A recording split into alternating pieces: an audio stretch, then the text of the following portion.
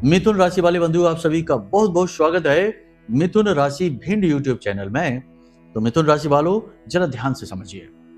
आपके जीवन में जो भी परेशानियां, कठिनाइयां चल रही हैं या जो भी रुकावटें, अड़चने हैं, जो कुछ भी आप करना चाहते हैं वह नहीं कर पा रहे हैं, किसी प्रकार की बाधाएं उत्पन्न हो रही हैं, ये सारी समस्याएं हजारों गुना बढ़ने वाली हैं आने वाले समय में। जी हाँ बंधुओं, क्योंकि आप अनजाने में ही सही कर रहे हैं ये 3 बेहद भयानक गलतियां। महाभयानक गलतियां हैं, शास्त्रों में इन्हें निषेध कहा गया है और इन निषेध कार्यों को आप अनजाने में किए चले जा रहे हैं और आपको कुछ पता भी नहीं, कोई बता भी नहीं रहा है कि इन कार्यों से आपको दूरी बनानी है, इन गलतियों को आपको नहीं करना है। और अजीब विडंबना ऐसी आपके लिए बनी हुई है कि आप शुभ कार्य समझकर, अच्छा कार्य समझकर इन गलतियों को लगातार दोहराए चले जा रहे हैं। लेकिन शास्त्रों में गहराई में यदि हम झांकेंगे और समझेंगे तो इन चीजों के बारे में स्पष्ट तौर पर प्रमाणित किया गया है कि कभी भी इन कार्यों को सहज वृत्ति से नहीं करना चाहिए। तो इन कार्यों को करने का विधान क्या है, कौन से हैं वो 3 कार्य और शास्त्रों में क्यों इन कार्यों को करने से रोका गया है सामान्य जनमानस को, इसके विषय में आपको हम विशेष ज्ञान देंगे। मतलब कि आज आपको जो भी कुछ बताएंगे पूर्ण प्रामाणिकता के साथ बताएंगे। आप भी हमारी बातों से पूर्ण रूप से सहमत हो जाएंगे कि हाँ गुरुजी सही कह रहे हैं और आप आज इसी समय से इन कार्यों को करना बंद कर देंगे। जी हाँ बंधुओं, ये बात हम आपसे यूं ही नहीं कह रहे हैं, ना ही इस कार्यक्रम में जो आपको बताने जा रहे हैं वो कोई हल्का ज्ञान है, इसे हल्के में बिल्कुल लेना भी नहीं। अगर आपने इस कार्यक्रम को पूरा नहीं देखा, हमारे द्वारा बताई गई बातों को ठीक से नहीं समझा, तो निश्चित तौर पर आप स्वयं ही अपनी जिंदगी के विनाश के कारक बनेंगे, स्वयं ही अपनी बर्बादी के कारक बनेंगे। याद रखना बंधुओं कि इस संसार में कोई किसी का कुछ नहीं बिगाड़ सकता, हमारे अपने कर्म ही हमें बर्बादी के कगार तक लेकर जाते हैं। हमारे अपने कर्म ही हमारा उत्थान करते हैं और हमारा पतन करते हैं। लेकिन समस्या यह है कि हम अपने बजाय सबको देखते हैं, अपने बजाय सबका न्याय कर देते हैं। अपने विषय में तो हम वकील बन जाते हैं और दूसरों के विषय में हम जज बनकर तुरंत फैसला दे देते हैं कि इसकी वजह से हमारे जीवन में बर्बादी आई, इस परिस्थिति की वजह से हमारे जीवन में रुकावटें आई, अगर ऐसा ना होता तो, अगर वैसा ना होता तो आज हम पता नहीं कहां के कहां होते। अजीब बात है ना बंधुओं, लेकिन हम जो बातें आपसे कहते हैं ना वो प्रमाणित होती हैं, ठोस होती हैं, सत्य होती हैं, इसीलिए रूखी सूखी और कड़वी होती हैं। हम हर बार यही कहते हैं कि हमारी बातें रसगुल्ले की तरह चाशनी में लपेटी हुई नहीं है, झूठ की चाशनी में हम कुछ भी नहीं परोसते। हम जो कहते हैं ठोस प्रमाणों के आधार पर कहते हैं। लेकिन समस्या यह है कि आज के समाज में सत्य को छिपाया जा रहा है और झूठ को बड़े ही शानदार तरीके से, भव्य तरीके से लोगों के सामने परोस दिया जाता है। और लोग बेचारे दुनियादारी की ज्यादा समझ नहीं रखते, क्योंकि हर व्यक्ति तो शास्त्र पढ़ नहीं सकता, हर व्यक्ति तो ज्योतिष शास्त्र नहीं जान सकता, कुंडली पढ़ना नहीं सीख सकता, तो बेचारे बातों में आ जाते हैं और स्वयं ही अपनी बर्बादी करवा बैठते हैं। फिर आकर कभी कभार हम जैसे या जो महामाई के या भगवान की भक्ति में डूबे लोगों से जब मुलाकात होती है तो इन लोगों की आंखें खुली की खुली रह जाती हैं कि ये आप क्या कह रहे हैं, क्योंकि हमारी बातें स्पष्ट होती हैं, सत्य होती हैं और हमारी बातों में प्रमाण शामिल होते हैं। तब गलतियों का एहसास होता है। हमारे पास बहुत सारे ऐसे लोगों की कुंडलियां आती हैं जिनकी उम्र 55, 60, 65, 75 वर्ष तक हो गई, लेकिन उन्हें अब तक ज्योतिष के सही सूत्र, सही मार्गदर्शन और सही ज्ञान किसी ने दिया ही नहीं। जब हम उन्हें ये बातें बताते हैं तो उनकी आंखें खुली रह जाती हैं। आश्चर्य की बात तो यह है कि स्पष्ट मांगलिक होने पर भी लोग एक मांगलिक का किसी अमांगलिक से विवाह करा देते हैं और बाद में विवाह टूट जाता है तो जातक कहता है कि पता नहीं क्या हुआ। और जब हम उनसे कहते हैं कि आप तो मांगलिक हैं तो फिर वो आश्चर्य में पड़ जाते कि हमसे तो किसी ने कहा ही नहीं। तो बड़े आश्चर्य की बात हो रही है कि आज के दौर में झूठ को बड़ी खूबसूरती के साथ सजा कर परोस दिया जाता है और अपना काम चला लिया जाता है, पैसे ऐंठ लिए जाते हैं और आगे बढ़ जाते हैं। फिर कोई जिए या मरे क्या फर्क पड़ता है। लेकिन हमारा ऐसा विषय नहीं है। हमारी पहली सेवा महामाई के लिए है, पहला कर्तव्य, पहला धर्म, पहला जो भी समर्पण है महामाई के लिए है। फिर उन्हीं की आदेश अनुभूति के आधार पर हम आपसे बात करते हैं। तो हम माई को आधार बनाकर ही बोलते हैं। माई अगर कोई कार्य करने से रोकती हैं। अपनी अनुभूतियों के आधार पर ध्यान में जब हम बैठते हैं तो हमें आभास हो जाते हैं, हम उस कार्य को नहीं करते, चाहे उसके बदले कोई हमें करोड़ों रुपए ही क्यों ना दे दे, क्योंकि हम पैसे अपने सिर पर रखकर नहीं ले जाएंगे। ऊपर जाएगी हमारी माई की सेवा, हमारी भक्ति, हमारा भाव और हमारी साधना।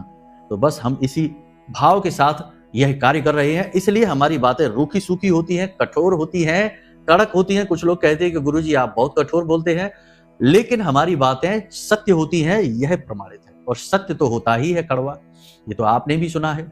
इसलिए आज के इस कार्यक्रम में बहुत सारे लोगों की पोल खुलेगी, बहुत सारे लोगों के जीवन में वे बातें खुलकर सामने आएंगी जिनके बारे में उन्होंने सोचा भी नहीं था। और साथ ही साथ होंगी आपके जीवन की अगले 5 से 7 दिनों की 5 बड़ी भविष्यवाणियां, कुछ अच्छी, कुछ नकारात्मक, कुछ सकारात्मक। ठीक है, तो मतलब यह है कि कार्यक्रम आपको अंत तक देखना है।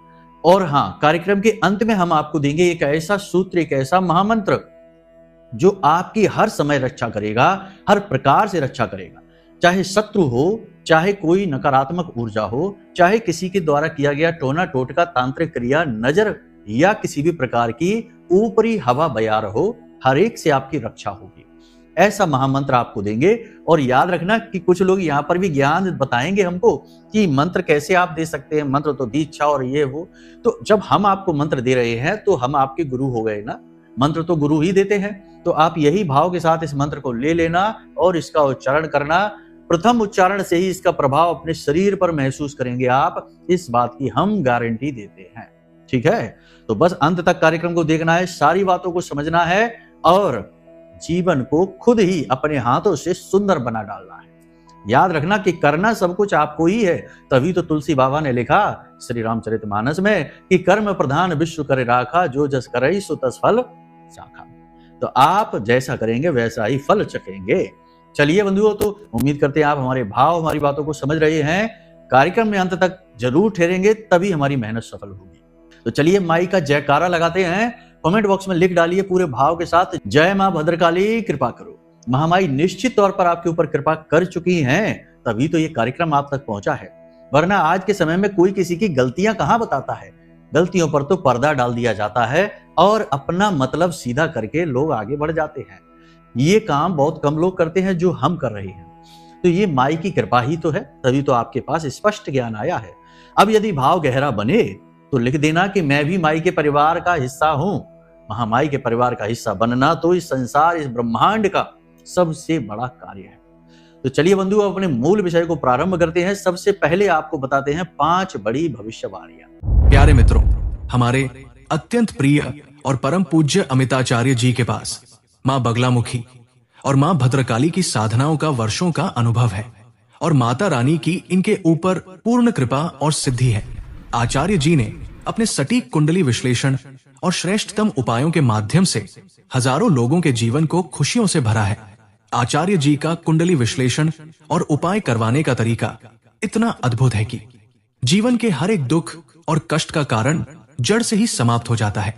फिर समस्या चाहे जैसी भी हो, कर्जा बहुत बढ़ गया हो, व्यापार चल नहीं रहा हो, बीमारियों में आप बर्बाद हो चुके हो, रिश्तों में प्रेम समाप्त हो चुका हो, या फिर नौकरी ही ना मिल रही हो, विवाह में देरी होती हो, कैसी भी समस्या हो, इन समस्याओं का कारण क्या है, कौन सी महादशा परेशान कर रही है, कौन सा दोष लगा हुआ है, सब कुछ आचार्य जी इतना सटीक बताते हैं कि वर्षों वर्ष के दुख कुछ ही दिनों में समाप्त हो जाते हैं। अगर आपके जीवन में भी कोई ऐसी संकट की घड़ी है तो यही सही समय है जब आप पूज्य आचार्य जी के हाथों से अपनी कुंडली का विश्लेषण करवाएं और वर्षों से चल रहे दुखों और संकटों के इस चक्र से बाहर निकल जाए। प्यारे मित्रों, अभी वीडियो में दिए गए नंबरों पर फोन करिए और अपनी कुंडली का श्रेष्ठतम आकलन करवा डालिए। जिंदगी बदलने का ये सबसे बड़ा मौका हाथ से मत जाने दीजिएगा। जय माई की, महामाई आपका कल्याण करे। सबसे पहले कि अगले 5 से 7 दिनों में आप कोई जिम्मेदारी भरा काम, कोई बड़ी जिम्मेदारी, कोई बड़ा कार्य, कोई महत्वपूर्ण कार्य अपने हाथों में लेने जा रहे हैं। कोई बड़ा फैसला आप लेंगे अपने काम धंधे व्यापार से जुड़ा हुआ, या फिर सामाजिक स्तर पर कोई कार्य, या पारिवारिक स्तर पर कोई बड़ी जिम्मेदारी आप अपने हाथ में लेने जा रहे हैं। ले लेना है, बहुत अच्छी बात है, परंतु एक चीज याद रखना कि आप जो भी कार्य कर रहे हैं इस संसार में, या कोई भी व्यक्ति कोई भी कार्य कर रहा है इस संसार में, यदि वह इस भाव के साथ कार्य को करता है कि इस काम को मैंने अपने हाथ में ले लिया, अब मैं इसे बहुत सुंदर करके बताऊंगा। भाव बहुत सुंदर है, लेकिन यहां पर कर्ता का भाव है। आपको यदि किसी भी कार्य में सफल होना है तो कर्ता का भाव हटाना होगा। आपको बिल्कुल यही महसूस करना है जैसे कि पेन पेपर पर लिखती जरूर है, लेकिन लिखने वाला हाथ होता है, पेन नहीं। लेकिन लिखने का काम पेन ही कर रही है।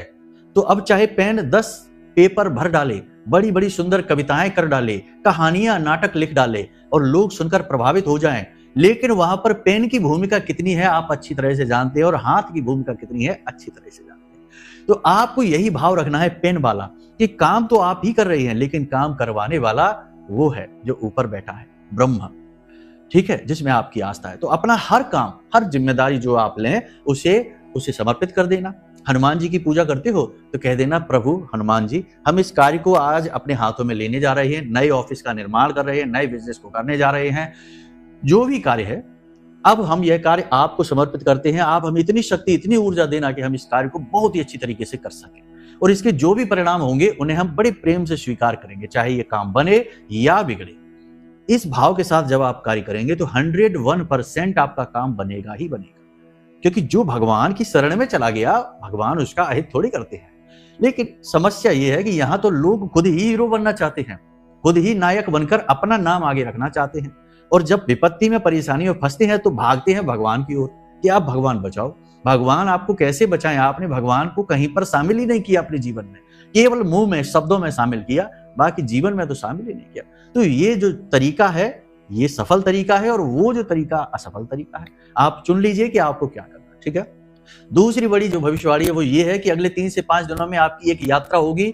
यात्रा धार्मिक भी हो सकती है या व्यवहारिक यात्रा भी हो सकती है, लेकिन इस यात्रा में आपकी सेहत खराब होगी, आपको कमजोरी आएगी, और आपको पेट से जुड़े रोग परेशान कर सकते हैं, या कमर या पीठ के हिस्से में लगातार दर्द आपको रह सकता है, और यात्रा समाप्त होने के बाद बीमार हो जाएंगे। तो यात्रा जब तक धार्मिक ना हो या जब तक बहुत ज्यादा जरूरी ना हो, तब तक आगे नहीं बढ़ना है। व्यर्थ में घूमने फिरने में बिल्कुल समय खराब नहीं करना है, ठीक है। तीसरी भविष्यवाणी यह रहेगी कि आप किसी एक व्यक्ति से मदद लेंगे, या यूं कह सकते हैं कि कोई एक व्यक्ति है जो आगे बढ़कर आएगा, आपका सपोर्ट करेगा, आपकी मदद करेगा, खुले दिल से मदद करेगा। आपको उस व्यक्ति के साथ अच्छा व्यवहार करना है, उसकी मदद स्वीकार करनी है, और जो बातें बताए, जैसे हो सकता है कोई आपका सीनियर हो, या हो सकता है कि आपके स्वयं के माता पिता या परिवार का कोई शुभ चिंतक, शुभ में चिंता करने वाला नहीं, शुभ चिंतक असली वाला, आपका यदि कोई आपको सलाह देता है, आपका मार्गदर्शन करता है, आपकी मदद करना चाहता है, आप उससे मदद अवश्य ले लेना, और उसकी सलाह पर, मशवरा पर गौर अवश्य करना, ठीक है। किसी प्रकार की पैसे की सहायता आपको अगले 5 से 7 दिनों में प्राप्त होने जा रही है। कोई भी काम आप जो सोच कर बैठे थे उस कार्य को करने के लिए पूरी रूपरेखा बनने वाली है। काम यदि शुरू नहीं होगा तो कम से कम काम प्रारंभ होने का पूरी विषय वस्तु तो तैयार हो ही जाएगी। बहुत अच्छी बात है। फिर भी कोई भी शुभ कार्य शुरू करने से पहले जरा 18-19 मई तक रुक जाना, क्योंकि तब तक यह युति जो है ना, पिशाच योग बना है, शनि राहु की युति है, यह टूट जाएगी। फिर उसके बाद आप कार्य करेंगे तो परिणाम अच्छे आएंगे। अभी आप तैयारी करिए, बिल्कुल 2 लकड़हारों की कहानी जैसा, क्योंकि देखो धैर्य जीवन का सबसे बड़ा सूत्र है, और आज के इस समय में धैर्य की ही तो कमी हो गई है। लोगों का धैर्य तो 1-2 मिनट के लायक भी नहीं बचा। अब लंबे वीडियो के बजाय 1-2 मिनट के वीडियो में ही पूरा ज्ञान लेना चाहते हैं। यानी सोचो धैर्य की कितनी कमी हो गई है। कहां लोग पंडाल में बैठकर घंटों कथा भागवत सुना करते थे, बुजुर्गों से चर्चा करके ज्ञान और अनुभव प्राप्त किया करते थे। आज सब चाहते हैं कि बस 1-2 मिनट की बात हो जाए, फिर लेटकर रील्स देखते हैं और टाइम पास करते हैं। तो अब सोचो धैर्य की कितनी कमी। तो धैर्य के ऊपर एक कहानी है, बड़ी सुंदर है, सुनाते हैं। 2 मिनट की कहानी है, लेकिन बहुत बड़ी सीख देकर जाएगी। 2 लकड़हारे होते हैं, जंगल में उन्हें लकड़ियां काटने यानी पेड़ काटने का कॉन्ट्रैक्ट मिलता है, ठेका मिलता है। दोनों जाते हैं, पूरे दिन में जो जितने ज्यादा पेड़ काटेगा उसे उतना ही ज्यादा पेमेंट मिलेगा। दोनों जाते हैं पेड़ काटने के लिए। तो एक लकड़हारा सुबह से जाता है और पेड़ काटने में लग जाता है, एक के बाद एक पेड़ काटता चला जाता है। लेकिन दूसरा लकड़हारा 2-3 घंटों तक पेड़ काटता ही नहीं है, चुपचाप बैठा रहता है और अपनी कुल्हाड़ी को तेज करता रहता है। कुल्हाड़ी की धार बिल्कुल तेज, ब्लेड जैसी पैनी कर लेता है। और दूसरा लकड़हारा जब उसके पास आता है तो वह उसे बेवकूफ बताता है, कहता है कि तुम कितने बड़े मूर्ख हो, देखो मैंने 5-6 पेड़ काट लिए और तुमने अभी तक एक पेड़ भी नहीं काटा, कुल्हाड़ी भी नहीं उठाई, कैसे मूर्ख हो तुम, खुद ही अपना काम बर्बाद कर रहे हो। लेकिन वह लकड़हारा मुस्कुराया और बोला कि समय आने दो, शाम के समय पता चलेगा कि कौन कितना कर चुका है। हकीकत भी यही है, कुल्हाड़ियां तो पहले से ही थोड़ी सी मौथरी हो चुकी थी, उनकी धार कमजोर हो चुकी थी, तो जरूरत थी कि उन्हें पैना किया जाए धैर्य के साथ। तो उसने कुल्हाड़ी अपनी पैनी की और जब समय आया, उसने जब पेड़ काटने शुरू करे तो जरा से प्रयासों में ही पेड़ कटने शुरू हो गए और शाम तक समय आया तो उसने लगभग दुगने पेड़ काट डाले उस कुल्हाड़ी वाले, मौथरी कुल्हाड़ी वाले लकड़हारे के बजाय, क्योंकि उसकी कुल्हाड़ी तो और मौथरी होती चली जा रही थी, तो अब और मेहनत करनी पड़ रही थी, और ज्यादा प्रयास करने में पेड़ कट रहा था और इसकी कुल्हाड़ी तो और ज्यादा शार्प हो गई थी, पैनी हो गई थी, जरा से प्रयास में पेड़ कटते गए। तो ये धैर्य का बल है। यदि आप धैर्य से जीवन में कदम उठाना जानते हैं तो आपकी सफलता कोई रोक नहीं सकता। और याद है ना कछुआ और खरगोश की कहानी, जीता तो कछुआ ही था।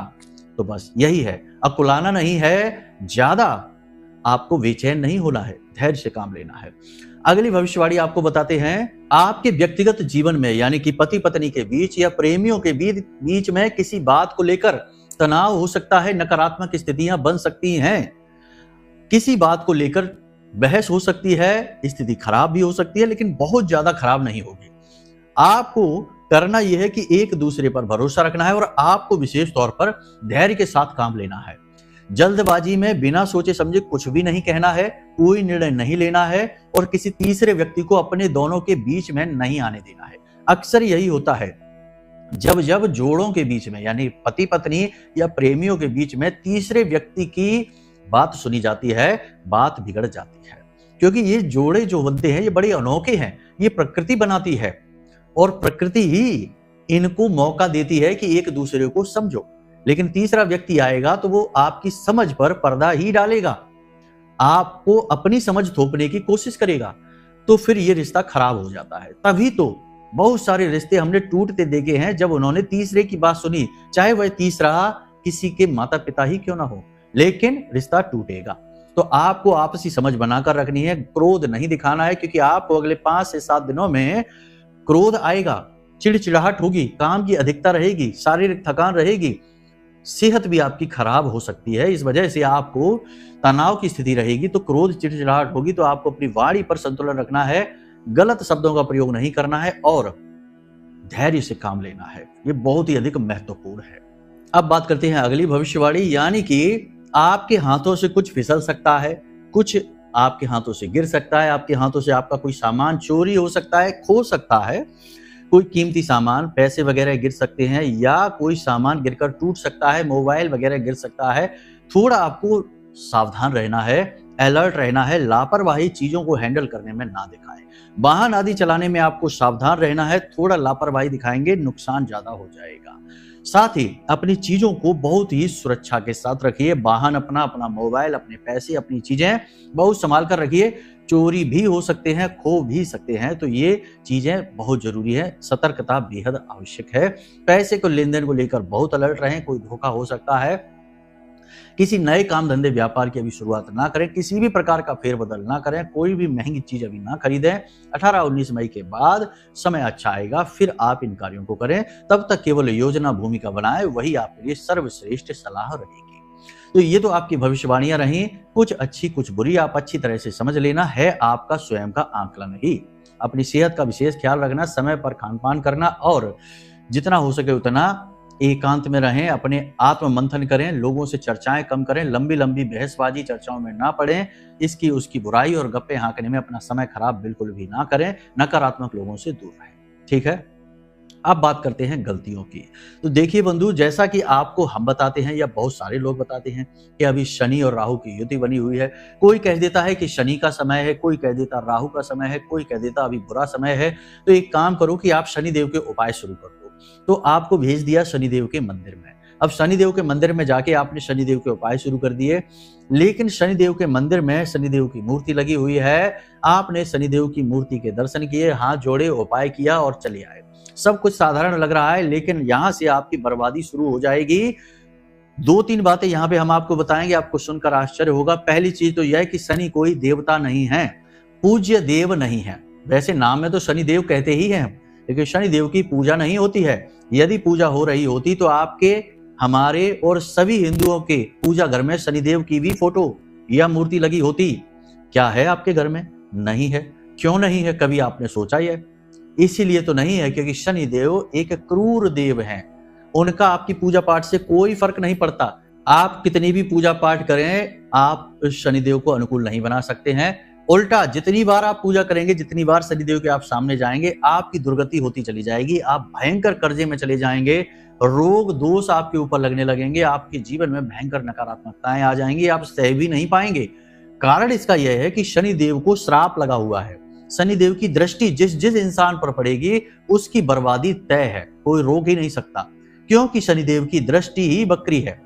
शास्त्र कहते हैं शनिदेव की पत्नी, जिनका नाम नीलमंदा है। शनिदेव भगवान कृष्ण के बहुत बड़े भक्त थे, तो नीलमंदा पर ध्यान ही नहीं देते थे, हमेशा आंख बंद करके भगवान का भजन करते रहते थे, ध्यान करते रहते थे। तो एक बार नीलमंदा शनिदेव के पास बड़े प्रेम के साथ, प्रेमाग्रह के साथ पहुंची, लेकिन शनिदेव तो भगवान की भक्ति में लीन बैठे थे, उन्होंने आंख ही नहीं खोली। तो नीलमंदा को ऐसा लगा जैसे कि शनिदेव जानबूझकर अपनी पत्नी की अनदेखी कर रहे हैं। तो नीलमंदा खुद भी एक सतीत्व रखने वाली स्त्री थी। उन्होंने शनिदेव को श्राप दे दिया कि जैसे ही आप अपनी आंखें खोलोगे और जिस जिस व्यक्ति पर भी आपकी दृष्टि पड़ेगी वह बर्बाद हो जाएगा, यानी कि आपकी दृष्टि बकरी हो जाएगी। बकरी दृष्टि का श्राप शनिदेव को नीलमंदा ने दे दिया। अब होता यह है कि आज का फैशन का दौर है, तो मंदिरों में भी फैशन आ गई। पुराने जमाने में शनिदेव के मंदिर हैं जो, जैसे शनि शिंगणापुर है, तो वहां पर आप जाइए, वहां मूर्ति नहीं है, वह शनिदेव का शिला स्वरूप है जिसमें आंखें नहीं है। लेकिन आजकल तो हर मंदिर में एक शनिदेव का मंदिर बना देते हैं, मूर्ति लगा देते हैं, और आप देखेंगे कि जितना लोग मंदिरों में जा रहे हैं शनिदेव के, उतना ही ज्यादा परेशान है, उतने ही ज्यादा पीड़ित है। तो शनिदेव का कोई भी मंत्र, ओम शम शनिश्चराय नमः, या कोई भी जाप या कोई भी उपाय या शनिदेव के मंदिर जाना कोई जरूरी नहीं है, बिल्कुल जाना ही नहीं, कभी नहीं जाना। बिना किसी एस्ट्रोलॉजर के, किसी ज्योतिष की सलाह के कभी भी शनिदेव का कोई उपाय मत करना अपने मन से। अगर करना भी है तो पहले सलाह ले लो, ठीक है? क्योंकि शनिदेव कोई साधारण देव नहीं है, ये ना अच्छे में अच्छे हैं ना बुरे में अच्छे हैं। जैसे कहा जाता है ना कि इनकी ना दोस्ती अच्छी ना दुश्मनी अच्छी, तो दोनों ही स्थितियों में ये आपको पीड़ा पहुंचाएंगे, इसलिए इनसे दूरी ही अच्छी है। तो ये सबसे बड़ी गलती है। आप अपनी कुंडली दिखाइए, कुंडली में शनिदेव की स्थिति देखिए, फिर शनिदेव सचमुच में आपको कुंडली अनुसार पीड़ित कर भी रहे हैं कि नहीं, ये आपको पता लगेगा। जब कर रहे हो तो एस्ट्रोलॉजर से लिया गया उपाय करिए, वो आपको बताएंगे कि क्या उपाय उचित है। ऐसे ही कुछ भी उपाय ना कर ले। अब कुछ उपाय जो हम बताते हैं, जैसे कि हमने छायादान का उपाय बताया, यह साधारण उपाय है, कोई भी कर सकता है, लेकिन वह आपको यह पता होना चाहिए कि शनिदेव आपको पीड़ित कर रहे हैं, तब करना है, ठीक है? दूसरा हम बताते हैं कि वो नोट लगा देना कागज पे, काले रंग के कागज पे, ये कोई भी कर सकता है, इसमें शनिदेव की पीड़ा का कोई लेना देना नहीं। ये साधारण उपाय। शनिदेव के नाम से एक दीपक अपने घर की पश्चिमी दिशा में जला देना, ये भी साधारण उपाय है, इन्हें आप कर सकते हैं। लेकिन कोई बड़े विशेष उपाय जैसे चतुर्मुखी दीपक जला देना पीपल के नीचे या शनिदेव की मूर्ति के ऊपर तेल अर्पित करना, ये बड़े उपाय हैं, ये बिना सलाह के नहीं, ठीक है? यहां तक आपने समझ लिया। तो शनिदेव से दूर रहिए, इसी में भलाई है। दूसरा, राहु का उपाय। बड़ी विचित्र बात है, राहु को देव कहा जा रहा है और राहु का मंत्र ओम रांग राहवे नमः उच्चारण किया जा रहा है, जैसे कि देवताओं को बुलाया जा रहा हो। लेकिन शास्त्रों में तो राहु एक राक्षस है, तभी तो उसका सिर काटा गया था। नारायण श्री हरि विष्णु ने अपने चक्र से उसका सिर क्यों काटा? वह तो एक राक्षस था, इसलिए अमृत पान कर लिया था, इसलिए वो मरा भी नहीं। तो राहु और केतु बनकर अभी भटक रहा है। तो आप समझिए कि जब आप राहु का मंत्र उच्चारण कर रहे हैं तो आप किसी राक्षस का आवाहन कर रहे हैं। और बहुत से लोग तो अपने पूजा घर में बैठकर राहु का मंत्र उच्चारण कर रहे हैं, काम करते करते कर रहे हैं, विशेष विधि विधान के साथ कर रहे हैं। तो आप अपने जीवन में नकारात्मक शक्तियों को खुद ही खींच कर ला रहे हैं मंत्र उच्चारण के द्वारा। तो जरूरत ही नहीं है। अब कुंडली दिखाकर पता लगेगा कि राहु की स्थिति खराब है भी कि नहीं, क्योंकि राहु की कुछ अच्छी स्थितियां भी होती हैं, जैसे शनि की अच्छी स्थितियां होती हैं। तो राहु आपको शुभ फल दे रहा होगा, अगर आप मंत्रोच्चारण करेंगे तो अशुभ हो जाएगा। यदि राहु आपको कोई फल ही नहीं दे रहा, राहु आपको प्रभावित ही नहीं कर रहा, तब भी यदि आप मंत्रोच्चारण करेंगे तो अशुभ हो जाएगा। और राहु के साथ साथ कई प्रकार की नकारात्मक शक्तियां आपके जीवन में खींची चली आएंगे। पितृ दोष आपके जीवन में आ जाएगा, प्रेतों का आगमन आपके जीवन में होने लगेगा, नजर जल्दी जल्दी आपको लगने लगेगी, जरा जरा सी बात पर आपके जीवन में कलह कलेश और तनाव की स्थितियां बन जाएंगी। राहु का मंत्रोच्चारण कभी भी नहीं करना है बिना किसी एस्ट्रोलॉजर की सलाह के। ठीक है, यहां तक आपने समझ लिया। तीसरी गलती, एक और महानुभाव हैं जिनसे हमारी चर्चा हो रही थी, कुंडली उनकी हमने की थी, तो उन्होंने कहा कि हम महामृत्युंजय मंत्र का जाप करते हैं। हमने कहा महामृत्युंजय मंत्र का आप जाप करिए, कोई बुराई नहीं है, अच्छी बात है, लेकिन महामृत्युंजय मंत्र का जाप एक अनुष्ठान के तौर पर करना कि हम माला लेकर रुद्राक्ष की बैठते हैं और इतने मंत्र का जाप करते हैं या इतनी माला का जाप करते हैं, यह ठीक नहीं है। जी हाँ, आपको सुनकर आश्चर्य होगा, लेकिन हम खुले मंच पर यह बात कह रहे हैं। कारण इसका क्या है, ध्यान से समझिए। महामृत्युंजय मंत्र यानी मृत्यु पर भी विजय दिलाने वाला मंत्र, लेकिन मृत्यु तो है ही नहीं अभी, तो फिर हम क्यों इसका उच्चारण कर रहे हैं? ठीक ऐसे ही समझिए कि सरकार ने, प्रशासन ने एम्बुलेंस का भी नंबर आपको दे रखा है और फायर ब्रिगेड का भी नंबर आपको दे रखा है और पुलिस प्रशासन का भी नंबर आपको दे रखा है। अब आपके जीवन में कोई आपातकाल आएगा तभी तो आप उनका नंबर डायल करके उन्हें बुलाएंगे। अगर आग लगी है तभी तो फायर ब्रिगेड का नंबर डायल करके बुलाएंगे।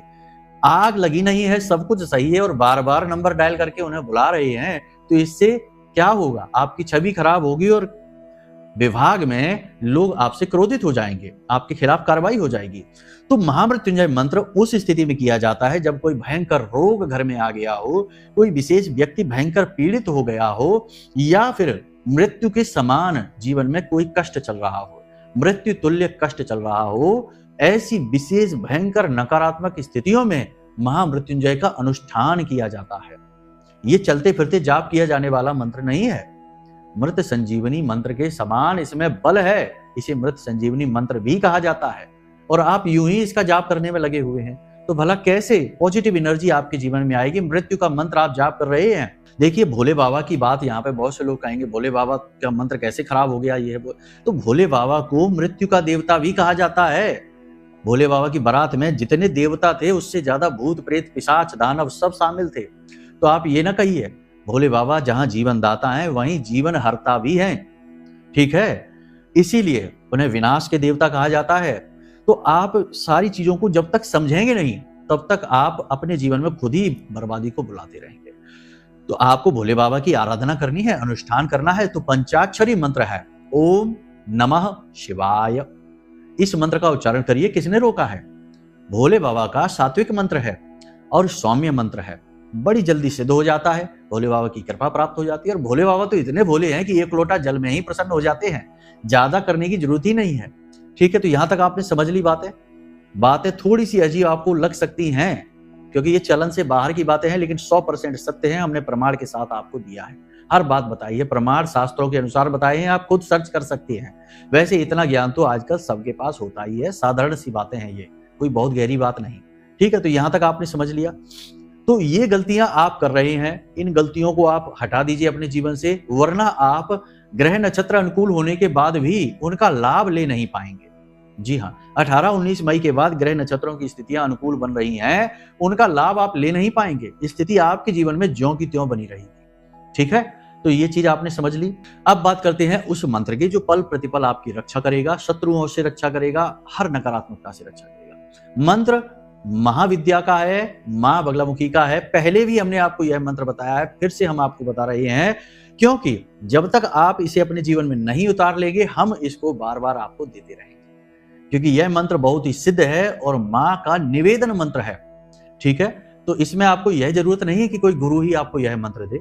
जैसे कि भगवान की आरती गाने के लिए क्या किसी गुरु की जरूरत पड़ती है? चालीसा पढ़ने के लिए किसी गुरु की जरूरत नहीं है, आप स्वयं अपने भाव के साथ कर सकते हैं। तो यह भाव के साथ कर सकते हैं आप। माई का निवेदन मंत्र है। इस मंत्र में माई के बीज मंत्र भी शामिल हैं, तो इनको थोड़ा आप रुक कर धैर्य के साथ उच्चारण करना। क्या है यह मंत्र, आप ध्यान से समझिए। मोबाइल पर आपकी स्क्रीन पर भी यह दिखाई दे रहा है, ध्यान से समझना, सुनना, कैसे बोलना है हम आपको बताते हैं। ओम ह्लीम ऐम श्रीम क्लीम, ये महामाई के बीज हैं। श्री बगलान ने मम रिपून नाशय नाशय, मेरे सारे शत्रुओं का नाश करो। ममेश्वर्याणि देहि देहि, मुझे धन वैभव ऐश्वर्य दो। शीघ्रम मन वांछितम कार्य, मेरा जो मनवांछित कार्य है, साधय साधय ह्लीम स्वाहा, उस कार्य को सिद्ध कर दो। ये माई से निवेदन किया जा रहा है बीज मंत्रों के साथ। कोई भी मंत्र बिना बीज मंत्र के पूर्ण ही नहीं होता, तो इसलिए इसमें बीज मंत्र हैं। ठीक है, तो इसमें पवित्रता का ख्याल रखना है। अगर आप बाहर हैं, घर से अपवित्र अवस्था में, जूते चप्पल पहन रखे हैं, तो मन में आप इसका उच्चारण करें। इसका प्रभाव आप पहले दिन से महसूस करेंगे। बस माँ विद्या, महाविद्या, माँ बगलामुखी का ध्यान मन में अवश्य रखना है और नियति अपनी साफ रखनी है, खराब नियत के साथ नहीं। ठीक है, तो चलिए अब आप इन बातों को अपने जीवन में उतारिए, ध्यान से सारी बातों को समझिए और अपने जीवन को खुद ही अपने हाथों से सुंदर बना डालिए, क्योंकि करना तो सब कुछ आपको ही है, क्योंकि आप ही तो हैं वह पेन जिससे भगवान लिख रहे हैं तरह तरह की कहानियां और सुंदर कविताएं। तो चलिए बंधुओं, यदि कोई मन में प्रश्न उठे आज के इस कार्यक्रम के विषय में या कुंडली विश्लेषण कराने के विषय में, तो नंबर वीडियो में दे रखा है, इन पर फोन करिए, सारी जानकारी प्राप्त कर लीजिए। आपकी कुंडली का विश्लेषण करके स्वयं हम आपको दे देंगे, सारी जरूरी जानकारी, विशेष ज्ञान और उपाय आपको हम बता देंगे। तो चलिए बंधु, आज के इस कार्यक्रम को यहीं विराम देते हैं। हमेशा हंसते रहिए, मुस्कुराते रहिए और सकारात्मक रहिए, क्योंकि आपकी जिंदगी, आपकी मुक्ति, आपकी सफलता का मार्ग तो महामाई ही खोलेंगे। तो चलिए बंधु, प्रेम से बोलिए जय माई की। माई आपका कल्याण करें। धन्यवाद। हमारे प्रिय और परम पूज्य आचार्य जी ने अपनी साधनाओं के अनुभवों पर आधारित शक्तिशाली उपाय और क्रियाओं के माध्यम से हजारों लोगों के जीवन को पूरी तरह से बदला है। आचार्य जी के द्वारा बताया गया हर एक उपाय इतना सटीक और कारगर होता है कि जो भी इसे पूरे भाव के साथ कर लेता है, उसे साक्षात महामाई की कृपा और आशीर्वाद प्राप्त हो जाती है। इसलिए निसंकोच इन उपायों को पूरे भाव के साथ करिए, आपका कल्याण होगा। जय माई की।